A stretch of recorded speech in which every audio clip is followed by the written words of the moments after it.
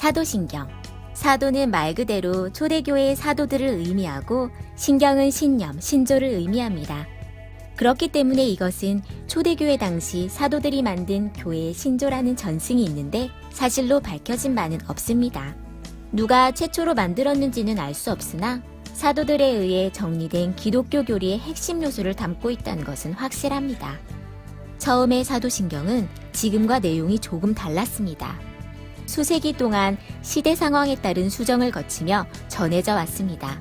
그 과정은 2세기경 고대 로마 신조가 생겨남, 4에서 5세기경 여러 종교에 의해서 내용이 다듬어짐, 5에서 6세기경에는 서방교회들이 세례문답에 사도신경을 사용함, 7에서 9세기경 초신자 교육 내용으로 보편화되기 시작, 12세기 서방교회 공식적인 신조로 정착되었고 오늘날엔 예배를 시작할 때 다 같이 하는 신앙고백으로 쓰여지고 있습니다. 신앙고백은 매우 중요한데 교회 공동체가 무엇을 믿고 있는지 나타내주는 핵심이기 때문입니다. 누군가가 당신은 무엇을 믿나요? 라고 물었을 때 말할 수 있는 답이며 이단을 구분하고 개인이나 교회의 신앙과 교리를 확인할 수 있는 잣대이기도 합니다. 특히 초대교회는 예수님을 인정하지 않는 유대교와 구별되어야 했기 때문에 예수 그리스도가 구약 성경에서 예언된 메시아이며 다시 오실 구세주임을 분명히 밝히고자 했습니다. 따라서 사도신경은 삼위일체, 성육신, 속죄, 부활 등 예수님의 신성을 나타내는 내용들을 포함합니다. 그 내용은 다음과 같습니다. 나는 전능하신 아버지 하나님, 천지의 창조주를 믿습니다. 나는 그의 유일하신 아들, 우리 주 예수 그리스도를 믿습니다.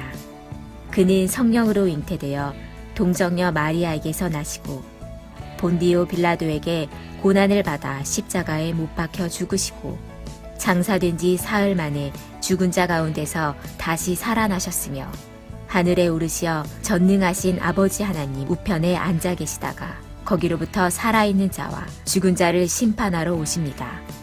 나는 성령을 믿으며 거룩한 공교회와 성도의 교제와 죄를 용서받는 것과 몸의 부활과 영생을 믿습니다. 아멘.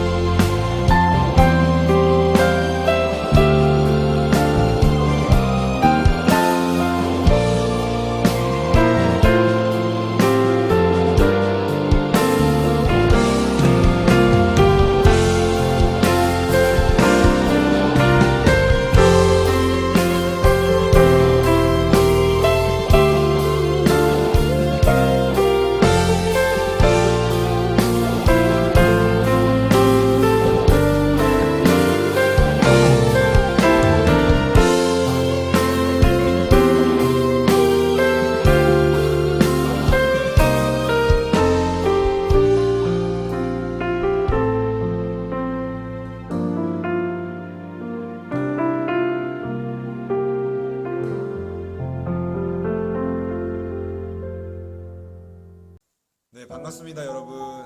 네, 드디어 이렇게 또 부활주의를 맞았습니다. 네, 고난주간이 지나고 이렇게 부활주의를 맞았는데 우리가 코로나로 인해서 멈추었던 이 예배가 다시 부활하게 되었습니다.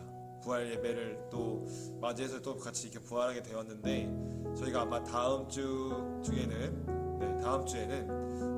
중고등부가 이제 다시 대면 예배로 이렇게 드리게 될 것 같습니다. 그래서 우리가 그때를 기대하고 또 소망하면서 이제는 우리가 함께 만나서 예배를 드리고 또 함께 말씀을 나누는 그런 귀한 시간들이 됐으면 좋겠습니다. 네, 여러분들 얼굴 보지 못한 시간이 너무 많아서 너무 안타까운데, 이렇게 다시 볼 수 있는 시간이 되어서 정말 너무 기쁘고, 또 우리가 오늘 또 말씀을 나누면서 예수님의 부활을 기념하고 부활을 생각하면서 감사함으로 나아가는 그러한 시간이 됐으면 좋겠습니다.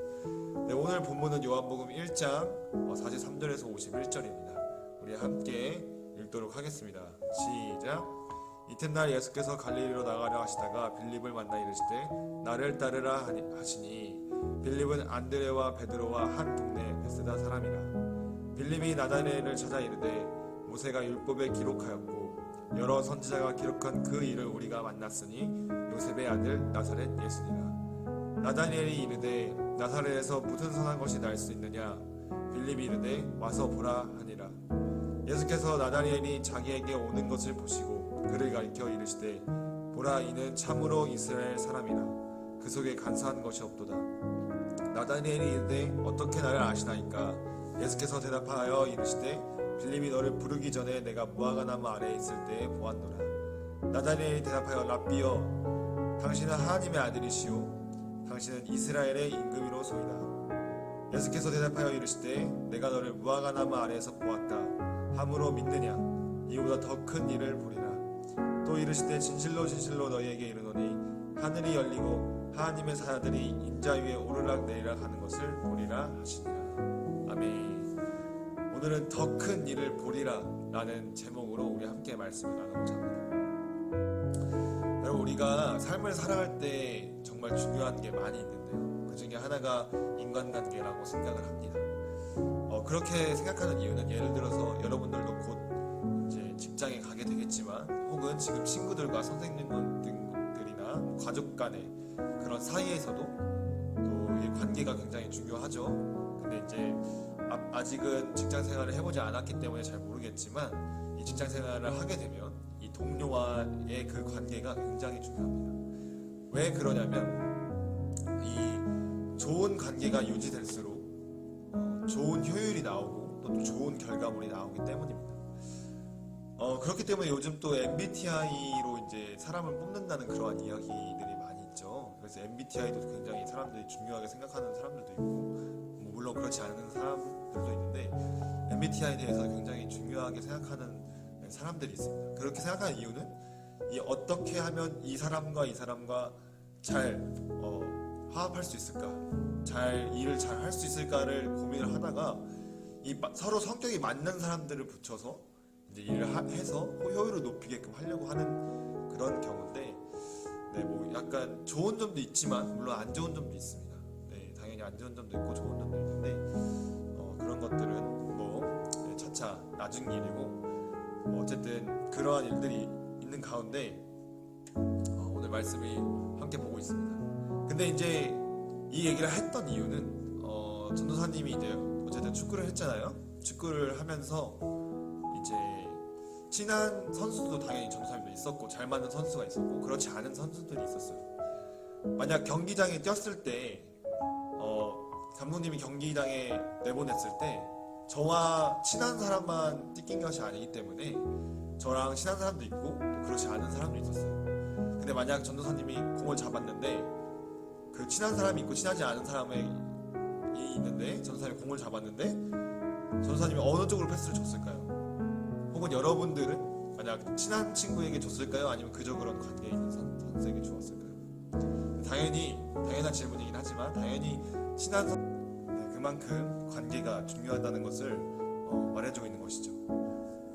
반면 자기중심적으로 플레이를 하는 선수가 있습니다. 자기 혼자 플레이를 하던가 아니면 자기만을 생각해서 다른 사람을 곤란하게 하는 그런 플레이를 하는 선수들이 있습니다. 제가 축구로 비유했지만 우리가 삶을 살아갈 때는 어떤가요? 혹시 여러분들은 자기 중심적으로 자기 생각대로 살고 있지는 않은지 한번 질문해보고 싶습니다. 여러분, 우리는 하나님을 믿는 그리스도인입니다. 이 하나님을 믿는다는 것은 이 내 생각과 내 뜻, 내가 살았던 그러한 삶의 습관들로 살아가는 것이 아닙니다. 자기 중심적이었던 삶을 하나님의 생각과 하나님의 뜻, 하나님 중심으로 옮기는 그러한 삶을 사는 것입니다. 그렇다면 누가 진정으로 예수 그리스도를 믿고 있다, 진짜 제자라, 나는 제자다 라고 이렇게 말을 할 수 있을까요? 돈이 많거나 아니면 누군 뭐 똑똑하거나 유명한 사람들일까요? 결코 그렇지 않다는 것입니다. 자기를 부인하고 자기 십자가를 지고 예수님을 쫓는 자들입니다. 다시 말해, 자기 중심에서 주님을 중심으로 자기 삶의 방향을 바꾸어서 주님의 제자로 나아가려고 노력하는 그러한 사람들이 바로 제자들입니다. 이러한 삶을 사는 순간부터 주님께서 인도하시고 가꾸어 주시며 또 책임져 주십니다. 오늘 본문 속에서 등장하는 세 사람이 나오는데요, 안드레와 베드로 그리고 나다니엘입니다. 이들에게는 공통점이 있습니다. 먼저 안드레를 보면 안드레는 세례 요한의 제자였습니다. 그는 자신의 스승 세례 요한이 주님을 가리켜 하나님의 어린 양이라고 선포하는 것을 듣고 주님을 쫓기 시작했습니다. 그리고 주님과 다음과 같은 대화를 나누었습니다. 38절에 예수께서 돌이켜 그 따르는 것을 보시고 물어 이르시되 무엇을 구하느냐, 이르되 랍비여 어디 계시오니까 하니, 랍비는 번역하면 선생이라. 이 안드레는 이 처음 만난 주님을 랍비라고 불렀습니다. 이 랍비라는 것은 구원자다, 뭐 메시아다 이런 의미가 아닙니다. 랍비라는 것은 그냥 뭐 선생님, 뭐 율법, 그때 당시에는 뭐 율법 교사, 뭐 존경하는 사람, 이런 사람들을 랍비라고 불렀습니다. 그러나 그 이후에는 주님에 대한 호칭이 바뀌게 돼버리죠. 41절에 그가 먼저 자기의 형제 시몬을 찾아 말하되 우리가 메시아를 만났다 하고, 메시아는 번역하면 그리스도라. 아멘. 이 안드레는 예수님을 따라다닌 후 더 이상 자기 중심적인 그런 생각과 자기 마음을 가지지 않았던 것입니다. 예수님을 랍비라고 자신이 판단하고 평가했지만 그러한 평가를 완전히 버렸던 것이죠. 그는 그렇게 생각했고 자기 형제 시몬에게 찾아가 예수님을 가리켜 메시아, 그리스도, 구원자다 라고 이렇게 외치게 됩니다. 자기 중심적인 생각을 버리고 주님께로 생각과 뜻을 옮겼던 것입니다. 그리고 그는 주님의 제자가 되었습니다. 이제 두 번째로 이 베드로를 보면 베드로의 본래 이름은 이 듣다라는 뜻의 시몬입니다. 시몬. 이 시몬이라는 이 말이 듣다라는 뜻이었습니다. 그런데 메시아를 만난 이 안드레가 그의 형제 시몬을 주님께로 인도해 왔습니다. 시몬을 보신 주님께서는 즉석에서 그의 이름을 게바, 즉 헬라어로 베드로라고 고쳐 부르셨습니다. 그 의미는 이 반석이라는 뜻인데요. 이상한 것은 오늘 본문과는 달리 누가복음 5장 1절부터 11절에는 게네사렛 호숫가에 고기잡이에 실패한 이 베드로가 주님의 부르심을 받는 장면이 새롭게 등장을 합니다. 이와 관련하여 베드로는 주님으로부터 두 번씩이나 부르심을 받았는가에 하는 질문을 하게 되는 것이죠. 그 해답은 주님의 소명을 받는 두 본문을 종합하여 생각을 해보면 쉽게 얻을 수 있습니다. 먼저 오늘 본문에서 예수님을 만난 베드로는 예수님을 대수롭지 않게 여겼습니다. 안드레의 말을 듣고 예수님을 찾아오기는 했지만 자신이 보기에는 그는 좀처럼 좀 왕인 것 같아 보이지도 않고 또 메시아 같아 보이지 않았습니다. 그냥 볼품없는 사람으로 보였습니다. 그래서 베드로는 더 이상 예수님을 쫓지 않게 되었던 것이죠. 그러니까 안드레가 메시아라고 얘기를 해줬지만 베드로는 그렇지 않다고 혼자 자기 스스로 판단을 했던 것입니다. 그런 베드로도 그때는 자기중심적인 사람이었습니다. 하지만 주님께서는 이 동이 트기 직전 이 새벽 시간에 다시 베드로를 찾아오셨습니다. 베드로는 밤새 그물을 던지고도 한 마리도 잡지 못했습니다. 베드로의 직업은 어부였는데 하루 종일 고기를 한 마리도 잡지 못했던 것이죠. 그런데 주님께서 베드로의 배에 오르시고 이 무리들에게 말씀을 전하셨습니다. 그렇게 고기를 잡지 못하고 그렇게 험하고 허탕하게 있는데 자기 배에 예수님께서 오르셔서 같이 함께 있던 무리들에게 말씀을 전하셨던 것이죠. 근데 베드로도 당연히 그 말씀을 듣게 됩니다. 근데 그 말씀을 들었는데 정말 이 말씀이 완전 놀라운 생명의 말씀인 것을 깨닫게 되었습니다. 베드로 자신이 생각했던 것과는 전혀 다른 분이라는 것을 깨닫게 되었던 것이죠. 이 말씀을 마친 주님께서 베드로에게 명령하셨습니다. 시몬에게 이르되 깊은 데로 가서 그물을 내려 고기를 잡으라. 사실 이 말은 굉장히 조금 황당한 그러한 이야기입니다. 왜냐하면 평생 고기잡이로 살아온 이 어부들에게는 굉장히 무식한, 아무것도 모르는 사람들이 하는 소리였습니다. 동이 틀 때면 이 깊은 곳과는 정반대로 이 물이 얕은 곳에 고기가 모여들게 된다고 합니다. 그 이유는 고기들이 이 공기를 마시기 위해서 이 얕은 곳으로 다 모이게 된다는 것이죠. 그러나 그 밤이 새도록 고기를 한 마리도 잡지 못했던 이 베드로가 이 말도 안 되는 말을 주님으로부터 듣게 됩니다. 아니, 깊은 곳에 가서 그물을 던지라는 이야기는 불가능한 이야기잖아요. 고기가 한 마리도 없다는 이야기입니다. 근데 그 말을 들었는데 예수님의 말씀을 전에 들었잖아요. 전에 말씀을 들었기 때문에 베드로는 이분이 보통 사람이라는 것을 알고 이분이 굉장히 조금 황당하고 어이없는 그런 이야기를 하고 있지만 이렇게 얘기를 합니다. 우리들이 밤이 새도록 수고하였으되 잡은 것이 없지만은 말씀에 의지하여 내가 그물을 내리리이다. 아멘. 베드로가 주님의 명령에 전적으로 순종하고 깊은 곳에 그물을 던졌을 때 이 놀라운 일이 벌어졌습니다. 이 어부의 경험과 상식과는 달리 그물이 찢어지고 배가 잠길 정도로 많은 고기가 잡혔다고 성경은 기록하고 있습니다. 그리고 베드로는 곧 예수님의 무릎 앞에 엎드려서 이렇게 고백을 합니다. 주여 나를 떠나소서 나는 죄인이로소이다. 그것은 주님을 처음 배웠을 때 자기 중심적인 판단으로 주님을 등진 것에 대한 참회인 동시에 그의 삶의 방향이 자기로부터 주님 중심으로 완전히 전환하게 되는 그러한 것을 선언하는 그러한 고백이었습니다. 그렇게 그는 주님의 제자가 되었습니다. 마지막으로 나다니엘입니다. 나다니엘. 이 안드레, 베드로와 한 동네에 살던 이 빌립은 메시아이신 주님을 만난 후 그의 친구 나다니엘에게 다음과 같이 증언을 하였습니다. 45절에 빌립이 나다니엘을 찾아 이르되 모세가 율법에 기록하였고 여러 선지자가 기록한 그 일을 우리가 만났으니 요셉의 아들 나사렛 예수니라. 아멘. 그러나 나사렛 출신의 예수님이 구약이 예언한 이 메시아라는 빌립의 증언을 접한 나다니엘은 반응이 조금 차갑게 나왔습니다. 46절에 나사렛에서 무슨 선한 것이 나올 수 있느냐 라고 말이죠. 이 말은 무슨 달동네에서 이 메시아는 거사하고 아니 무슨 선한 것이 나올 수 있느냐라고 비웃음을 지금 짓고 있는 것입니다. 그렇게 말했던 이유는 이 나사렛이라는 동네는 완전 촌구석이었어요. 그 나사렛이라는 동네에서 단 한 번도 훌륭한 뛰어난 사람이 나온 적이 없기 때문에 나다니엘도 무시하면서 이렇게 얘기를 했던 것이죠. 무슨 선한 것이 거기에서 나오겠느냐. 그러나 그렇게 얘기를 들은 이 빌립은 일단은 나다니엘아 우리 일단 한번 예수님을 만나보자. 예수님한테 한번 가보자 라고 끈질기게 데려가게 됩니다. 그래서 하는 수 없이 친구에게 끌려가서 이 예수님을 만나게 되죠. 이 나다니엘이. 근데 주님께서 나다니엘을 보고 이렇게 말씀을 하십니다. 보라 이는 참으로 참 이스라엘 사람이라 그 속에 간사한 것이 없도다. 아멘. 이 나다니엘의 모습을 보시고 거짓된 것이 없다는 것을 말씀하신 것입니다. 이게 나다니엘이 의아해하면서 어떻게 나를 아시나이까 라고 반응을 하게 됩니다. 왜냐하면 나다니엘은 그 이전에 예수님을 뵌 적이 없었기 때문입니다. 예수님을 뵌 적이 없었는데 나다니엘을 보고 그렇게 말씀을 하셨던 것이죠. 그래서 주님께서 대답을 하셨는데 빌립이 너를 부르기 전에 내가 무화과 나무 아래 있을 때 보았노라.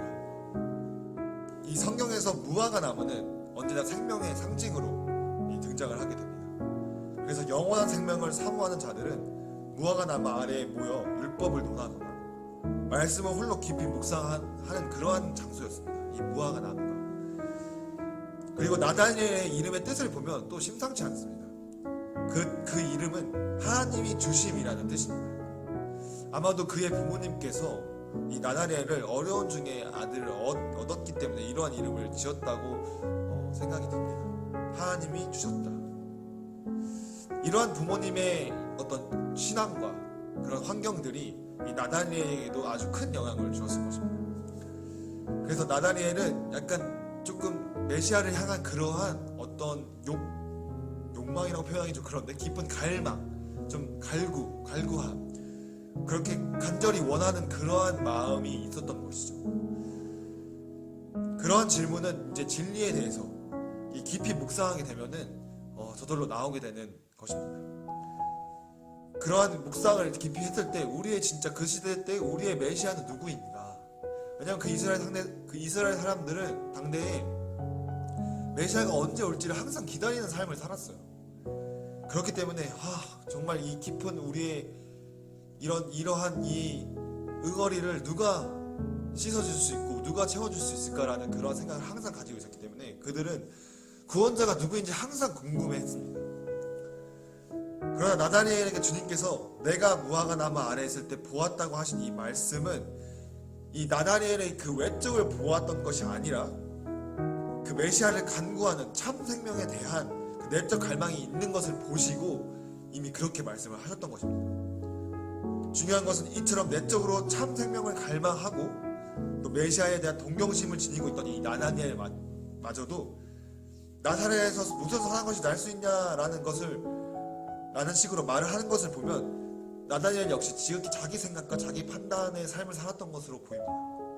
그러나 자신의 마음마저 환히 꿰뚫어 보시는 주님 앞에서 나다니엘은 더 이상 자기 중심적인 삶을 살 수 없었고 주님을 메시아라고 고백하지 않을 수 없었던 것입니다. 그래서 49절에 이렇게 고백을 합니다. 당신은 하나님의 아들이시오 당신은 이스라엘의 임금이로소이다. 아멘. 그 역시 삶의 중심을 자기로부터 주님께로 옮겼고 그 순간부터 주님의 제자가 되었습니다. 그리고 주님께서 그에게 다시 말씀하셨습니다. 내가 너를 무화과 나무 아래에서 보았다 함으로 믿느냐? 이보다 더 큰 일을 보리라. 아멘. 이보다 더 큰 일을 보리라. 네, 오늘 말씀의 제목이죠. 더 큰 일을 보리라. 여러분, 우리가 지금 부활절을 맞고 있습니다. 예수님께서 이 더 큰 일을 보리라고 말씀하신 것은 앞으로 내가 죽었다가 너희를 위해 3일 만에 다시 살아나는 그 큰 일을 너희에게 보여줄 거야 라고 지금 말씀하고 계신 것입니다. 여러분, 우리가 삶을 살아가면서 어떤 생각과 어떤 마음으로 살고 계십니까? 자기 중심적인 삶으로 혹시 살고 있지는 않는지 한번 돌아보기 바랍니다. 내 삶이 어떻게 나아가고 있는지 돌아보기를 원합니다.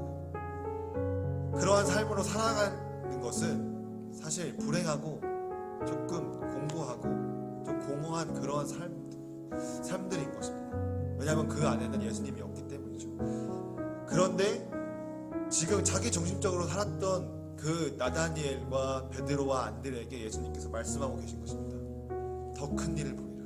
너희가 더 큰 일을 보리라. 그 말씀은 우리에게 십자가의 부활, 죽음으로부터 우리 죄에 죽으시고 부활하셔서 우리의 죄를 완전히 없애주시고 완전히 사해주시고 다시 우리를 생명을 살리신다는 그 더 큰 일, 그 큰 일을 보여주시겠다고 지금 예수님께서 말씀하고 계신 것입니다. 여러분, 예수님께서는 여러분들을 죽음으로부터 자유하게 하셨습니다.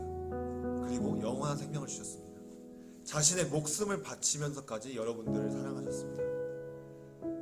그들은 자기 중심적인 삶을 살았지만 그러나 그들을 깨닫게 하셨고 예수님을 믿고 따르고 제자가 되게 하셨습니다. 놀라운 일들과 기적을 경험하게 하셨습니다. 그리고 그 놀라운 십자가의 복음을 우리에게 증거하시고 보여주셨습니다. 여러분, 우리가 그 십자가의 큰 부활을 믿는 자들로서 우리가 주님과 함께 동행하는 삶을 살기를 원합니다. 우리가 주님을 의지하고 주님께로 나아가고 주님께 모든 것을 맡길 때 여러분들의 앞날을 책임져 주시고 또 모든 것을 이끌어 주실 것입니다. 우리를 영원한 천국으로 인도해 주실 것입니다. 주님의 부활을 우리 함께 기뻐하고 또 누리며 또 나누며 사는 우리 그런 귀한 감사가 넘치는 교회 중고등부 되기를 주님의 이름으로 소망합니다. 우리 함께 기도하겠습니다. 사랑하는 하나님 아버지, 감사합니다. 오늘 또 이렇게 우리에게 귀한 말씀을 주시고 우리에게 그 큰 생명을 주심에 감사드립니다. 우리가 자기 중심적으로 살았지만 이제는 주님을 중심으로 사는 그러한 삶을 살 수 있도록 아버지께서 붙잡아 주시옵소서.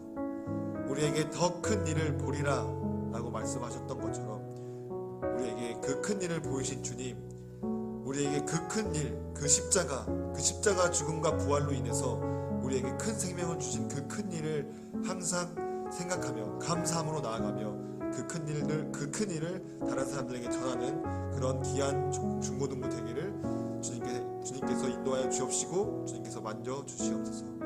감사합니다. 우리를 구원하신 예수 그리스도의 이름으로 기도합니다. 주기도문은 주님이 가르쳐 주신 기도문으로 성경 두 곳에서 찾아볼 수 있습니다. 하나는 마태복음 6장 9절에서 13절이고 다른 하나는 누가복음 11장 2절에서 4절입니다.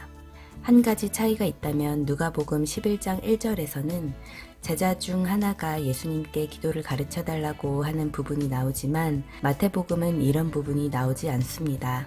또한 누가복음에 쓰여진 주기도문이 조금 더 짧은데 이러한 이유 때문에 누가복음에 쓰여진 것이 원형에 더 가깝다고 추측을 하기도 합니다.